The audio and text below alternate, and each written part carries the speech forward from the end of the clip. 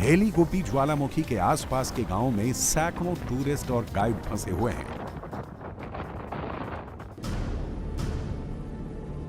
ज्वालामुखी की राख का गुबार इतना खौफनाक है कि लोगों को सांस लेने में भी समस्या हो रही है। विस्फोट के बाद बड़ी मात्रा में सल्फर डाइऑक्साइड भी निकली है। इसी के चलते यमन और ओमान की सरकारों ने लोगों को सावधानी बरतने को कहा है, खासकर जिन्हें सांस की तकलीफ है। दरअसल ज्वालामुखी की राख में सल्फर डाइऑक्साइड और कुछ छोटे कांच चट्टान के कण शामिल हैं। इससे आसमान में सामान्य से अधिक अंधेरा दिख सकता है और हवाई यातायात प्रभावित हो सकता है। इससे उड़ानों में देरी और यात्रा लंबी हो सकती है।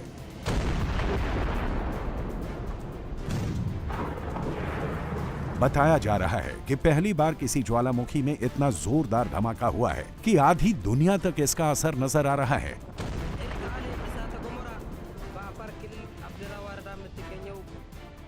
अब नासा की इन तस्वीरों को देखिए, जिसमें हेली गुब्बी ज्वालामुखी तेजी से फटते हुए दिख रहा है और ज्वालामुखी से 100 से 120 किलोमीटर प्रति घंटे की रफ्तार से राख निकलती हुई दिख रही है। इथियोपिया के जिस इलाके में हजारों साल से सोया ज्वालामुखी फटा है, उसे भी जान लीजिए। हेली गुब्बी एक शील्ड ज्वालामुखी है जो इथियोपिया के अफार क्षेत्र में स्थित है। ये एर्ता आले ज्वालामुखी श्रृंखला का सबसे दक्षिणी हिस्सा है। अफार क्षेत्र को धरती का नर्क भी कहा जाता है, क्योंकि यहाँ तापमान 50 डिग्री सेल्सियस तक पहुंच जाता है। ये पूर्वी अफ्रीका रिफ्ट वैली का हिस्सा है, जहां पृथ्वी की टेक्टोनिक प्लेटें लगातार अलग हो रही हैं। और हेली गुब्बी ज्वालामुखी में विस्फोट के बाद राख और धुएं का गुबार अब लाल सागर को पार करते हुए यमन, ओमान से होते हुए 4500 किलोमीटर दूर गुजरात और राजस्थान के रास्ते दिल्ली तक पहुंच गया और अब चीन की तरफ बढ़ रहा है। ये बादल आकाश में 15,000 से 25,000 फुट से लेकर 45,000 फुट की ऊंचाई तक में फैला है। हेली गुब्बी से दिल्ली की दूरी लगभग 4500 किलोमीटर है।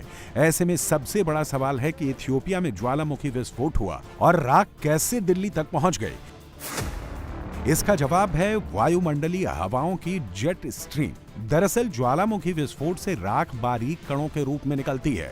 15 किलोमीटर की ऊंचाई पर पहुंचते ही ये स्ट्रेटोस्फीयर यानी ऊपरी वायुमंडल में पहुंच जाती है और यहाँ पर जेट स्ट्रीम नाम की तेज हवाएं 100 से 130 किलोमीटर प्रति घंटे की रफ्तार से चलती हैं, जो पश्चिम से पूर्व की ओर बहती हैं। यही वजह है कि 23 नवंबर को राख लाल सागर को पार करते हुए यमन और ओमान पहुंची, फिर अरब प्रायद्वीप से पाकिस्तान होते हुए राजस्थान में घुसी और 24 नवंबर को रात 11 बजे तक ये दिल्ली पर छा गई।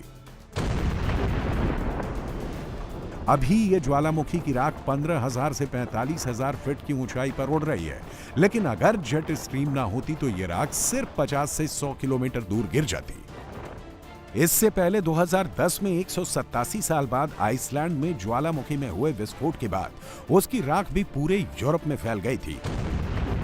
104 किलोमीटर प्रति घंटे की रफ्तार से ज्वालामुखी की राख आगे बढ़ रही है। 8 से 15 किलोमीटर की ऊंचाई पर हवा में मिली है। इसका असर एयरक्राफ्ट पर पड़ रहा है। इथियोपिया के ज्वालामुखी विस्फोट के बाद फैली राख की वजह से एयर इंडिया समेत कई एयरलाइंस को अपनी उड़ानें रद्द करनी पड़ी हैं। खतरे वाले लाल और नारंगी क्षेत्रों से बचने के लिए कई उड़ानों ने अपना रास्ता बदल दिया या फिर उड़ानें रद्द कर दी गईं। राख की वजह से दिल्ली, जयपुर जैसे इलाकों में उड़ानों पर नजर रखी जा रही है। ये जो वल्केनिक आश है, ये जो ऊपरी अपर एटमॉस्फेयर है, जैसे कि अपर ट्रोपोस्फेयर, 8 किलोमीटर से 15 किलोमीटर हाइट जो लेयर होता है, वो हेयर में प्रिवेल कर रहा है। इसीलिए इसका प्रभाव जो एयरक्राफ्ट ऑपरेशन हो रहा है वो एटमॉस्फेयर में, इसके ऊपर है। इसको देखते हुए हम कल दोपहर से हमारा जो मीटरोलॉजिकल वॉच ऑफिस है, मुंबई, दिल्ली, कलकत्ता के माध्यम से सभी एयरक्राफ्ट को पूर्वानुमान दे रहे हैं। इसका प्रभाव वेदर के ऊपर बात करें तो इसका कोई प्रभाव इंडियन वेदर के ऊपर नहीं दिखाई दे रहा है और नहीं है। दरअसल ज्वालामुखी से निकली राख विमानों के इंजन, विंडशील्ड और सेंसर सिस्टम के लिए काफी खतरनाक होती है। ये राख इंजन में जाकर पिघल जाती है और विमान के इंजन को गंभीर नुकसान पहुंचा सकती है। इसलिए इंटरनेशनल एविएशन प्रोटोकॉल के तहत सतर्कता बरती जा रही है।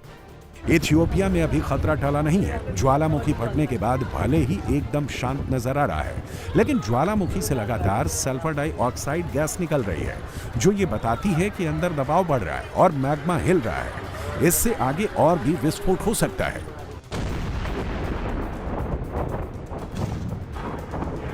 दोपहर में 2 बजे में जो साउथ इथियोपिया का हाईली गुबाई जो वोल्केनो है, विच वॉज मिलेनियम ईयर के पहले 12,000 ईयर के पहले तक वो साइलेंट जोन में था। All of a sudden it was active and वहां से जो वोल्केनिक इरप्शन हुआ, ये लगभग 14 किलोमीटर से 30 किलोमीटर तक एक आस का जैसे कि अम्ब्रेला निकल करके एक science and geo science, earth science का ऊपर में एटमॉस्फेरिक साइंस के अंदर में एक बहुत बड़ा धमाका जैसा क्रिएट किया हुआ है।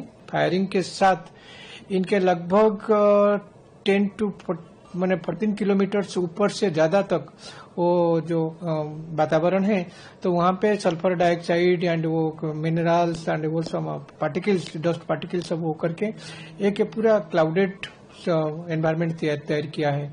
एंड वो इतने तेजी से फिर वो धीरे से हवा से वो प्रभाव होता है, जो डस्ट पार्टिकल्स होता है। Basically it is a cloud, it is just like a cloud and हमारा जो वातावरण है, हवामान जो है, तो इनको पूरा ऐसा क्लाउडी कर देते हैं जैसे को लगता है कि कुछ बारिश का कोई दूसरा कोई संभावना रहेगा। But it is all about sulphur dioxide and very ये डेंजरस। ऐसा नहीं है कि ज्वालामुखी सिर्फ अफ्रीकी देश इथियोपिया में ही फटा है। ज्वालामुखी अमेरिका के हवाई में भी फट रहा है, जमकर तबाही मचा रहा है। इंडोनेशिया में भी लोगों की परेशानी बढ़ा रहा है। जापान में साकुराजिमा ज्वालामुखी तबाही ला रहा है। ये तस्वीरें अमेरिका के हवाई की हैं। हवाई में किलाउआ ज्वालामुखी में जोरदार विस्फोट हो रहा है। 1500 फीट ऊंचाई तक लावे का फव्वारा फूट रहा है, पंख जैसा आकार बना ले रहा है। यह न्यूयॉर्क के एम्पायर स्टेट बिल्डिंग से भी ऊंचा है, जो 100 मंजिला इमारत है। किलाउआ ज्वालामुखी 24 घंटे से लावा उगल रहा है। कई किलोमीटर दूर तक गर्म लावे की नदी बह रही है। हर तरफ सिर्फ लाल रंग का लावा ही बहता नजर आ रहा है, सब कुछ तबाह कर रहा है। किलाउआ दुनिया की सबसे एक्टिव ज्वालामुखियों में से एक है। दिसंबर 2024 से अब तक 37 बार हवाई में किलाउआ ज्वालामुखी फट चुका है।